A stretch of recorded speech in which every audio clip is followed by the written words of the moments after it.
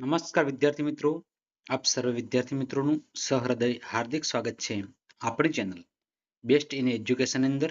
તો મિત્રો, આજે આપણે જે ધોરણ 9 ચેપ્ટર નંબર 3 ગુજરાતીની અંદર પછી સાંભળ્યોજી બોલ્યા કડવું આખ્યાન ખંડ છે પ્રેમાનંદનું છે મિત્રો. એની અંદર આપણે સ્વાધ્યાય પોથીનું સંપૂર્ણ સોલ્યુશન કરવાના છીએ. તો વિદ્યાર્થી મિત્રો, વિડીયો તમારા લાસ્ટ સુધી જોવાનો છે. તો પ્રશ્ન નંબર 1 તમે જોઈ શકો છો કે શ્રી કૃષ્ણ સુદામાનું વિદ્યાર્થી જીવન તમારા શબ્દોમાં લખો. મિત્રો, લોંગ પ્રશ્નો આપણે ચર્ચા કરીશું નહીં. તમારો વિડીયો લોંગ ન બને એના માટે કરીને તો તમારે વ્યવસ્થિત વિડીયો સ્ટોપ કરી અને મિત્રો તમારે આ પ્રશ્ન અચૂક તૈયાર કરીને લખી દેવાનું છે. ત્યારબાદ પ્રશ્ન નંબર 2 છે, સાંદીપની ઋષિના આશ્રમમાં શ્રી કૃષ્ણ સુદામાને દૈનિક ક્રિયાઓ કઈ કઈ હતી એનો પ્રશ્ન મિત્રો લખવાનો છે. ત્યારબાદ શ્રી કૃષ્ણ અને સુદામાના જંગલમાં કઈ જે લાકડા લાવવાનું કામ કઈ રીતે કર્યું એ પણ પ્રશ્ન પરીક્ષા માટે ઇમ્પોર્ટન્ટ છે. જંગલમાં અચાનક સી આપત્તિ આવી આ પણ પ્રશ્ન પરીક્ષા માટે ખૂબ જ ઇમ્પોર્ટન્ટ કહી શકાય. સાંદીપ ઋષિની ચિંતા તમારા શબ્દોમાં વ્યક્ત કરો. આ પણ વિડીયો સ્ટોપ કરીને લખી શકો છો. પ્રશ્ન નંબર 5 છે, શ્રી કૃષ્ણ અને બલરામ વચ્ચે કઈ સ્પર્ધા થઈ હતી? તો શ્રી કૃષ્ણ અને બલરામ વચ્ચે કોણ પહેલા જે વૃક્ષનું થડ ફાડે અને કોણ પહેલા એમાંથી લાકડા કાપે અને કોણ પહેલા એના ભારા તૈયાર કરે એ બાબતની સ્પર્ધા થઈ હતી. પ્રશ્ન નંબર 3 છે, એનો પહેલો ઓપ્શન છે મિત્રો ટૂંકા પ્રશ્નની આપણે ચર્ચા કરવાની જ છે. પ્રશ્ન નંબર 1 છે, પછી સાંભળ્યોજી બોલ્યા કાવ્યના કવિનું નામ લખો. તો પ્રેમાનંદ છે. પછી સાંભળ્યોજી બોલ્યા કાવ્યનો સાહિત્ય પ્રકાર. તો પછી સાંભળ્યોજી બોલ્યા કાવ્યનો સાહિત્ય પ્રકાર છે આખ્યાન ખંડ છે. પ્રેમાનંદના કોઈ પણ બે આખ્યાનના નામ આપો. પ્રેમાનંદના કોઈ પણ બે આખ્યાનના નામ છે સુદામા ચરિત્ર અને કુંવરબાઈનું મામેરું. ગોરાણીએ શ્રી કૃષ્ણ સુદામાને કયું કામ સોંપ્યું હતું? તો લાકડા બળતણ લાવવાનું. પ્રશ્ન નંબર 5 છે, પછી સાંભળ્યોજી બોલ્યા આખું કાવ્ય કોના સંવાદ રૂપે આગળ વધે શ્રી કૃષ્ણ અને સુદામાના વચ્ચે. પ્રશ્ન નંબર 4 છે મિત્રો, ખાલી જગ્યા ગુજરાતી ભાષાના ઉત્તમ આખ્યાનકાર તરીકે પ્રસિદ્ધ છે. તો પ્રેમાનંદ છે. મળી જમતા ત્રણે ખાલી જગ્યા મને કેમ વિસરે રે ભારત.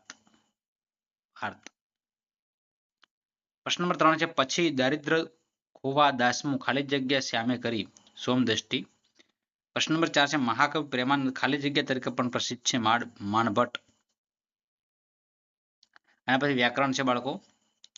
તો સાંદીપની મિત્રો આ રીતે લખાશે, તમે જોઈ શકો છો. સાંદીપની મુસલાધાર તો મુસળધાર છે. સોમદષ્ટિ તો સોમદષ્ટિ. કાષ્ટ તો કાષ્ટ. ત્યારબાદ મિત્રો તમે ધ્વનિ છૂટા પાડવાના છે, તમે જોઈ શકો છો. એના પ્રમાણે તમારે લખવાના રહેશે. સંજ્ઞા ઓળખવાની નીચેનામાંથી જાતિવાચક સંજ્ઞા કઈ છે? ગોરાણી જાતિવાચક સંજ્ઞા છે. વ્યક્તિવાચક સંજ્ઞા છે તો ગ્રણછોડ છે વ્યક્તિવાચક છે. ભાવવાચકમાં દાઢ છે, દાઢ એક ભાવવાચક સંજ્ઞા છે. નીચેના વાક્યોમાંથી વિશેષણ સુધીના પ્રકાર લખવાના છે. મહારાજ બાદ નિજ દાસની અને વધારો છો શ્રી હરિ. નિજ એટલે સાવરા નામિક છે. પ્રશ્ન નંબર 2 છે, વાદ વધો બેઉ વાંધવે તેને સાંભળે રે. તો બેઉ એક સંખ્યાવાચક છે. પ્રશ્ન નંબર 3 છે, શીતળ શરીર થાય ઘણું તેને સાંભળે રે. શીતળ એટલે ગુણવાચક છે. પ્રશ્ન નંબર 5 છે, નીચેના શબ્દોમાં સાચા સામાન્ય શબ્દો શોધીને લખો. નેહ એટલે સ્નેહ છે. ભિક્ષા એટલે ભીખ છે. ભ્રાત એટલે ભાઈ છે. કાષ્ટ લાકડા છે. લાજ એટલે શરમ છે. દારિદ્ર એટલે ગરીબાઈ થાય. દાસ એટલે ચાકર થાય. સોમ એટલે ચંદ્ર થાય. નીચેનામાંથી કયો પ્રત્યય પૂર્વ પ્રત્યય તથા પરપ્રત્યય તરીકે લાગે છે? તો ક. આપણ સુતા એક સાથ રહે તેને સાંભળે રે. આપણે તેને શું પુરુષવાચક છે. તમો પાસ અમો વિદ્યા શીખતા તને સાંભળે રે. તમો અમો તને પુરુષવાચક છે. હૃદય સાથે ચાંપવું એટલે પ્રેમથી ભેટવું. તેડ લાવવું એટલે બોલાવી લાવવું. ગોરના પત્ની એટલે કે ગોરાણી જાડી ધારે વરસ તો વરસાદ એટલે મુસળધાર છે. સુખ દુઃખ એટલે દ્વંદ છે. રણછોડ એટલે ઉપજ છે. મુસળધાર એટલે કર્મ ધારે છે. મહારાજ એટલે કર્મ ધારે છે. પછે એટલે પછી છે. દહાડો એટલે દિવસ છે. હુને એટલે મને છે. નેહ એટલે સ્નેહ છે. મેહ એટલે મેઘ છે. તળપદા શબ્દો છે. મેહ એટલે મેઘ. લિંગ ઓળખાવો મિત્રો. ભિક્ષા એક સ્ત્રીલિંગ છે.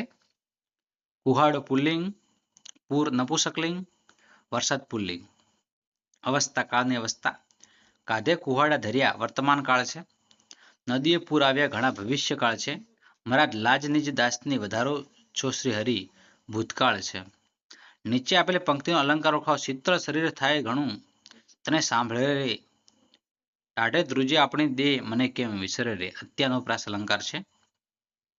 તો મિત્રો આ છે આજનો આપણો વિડીયો.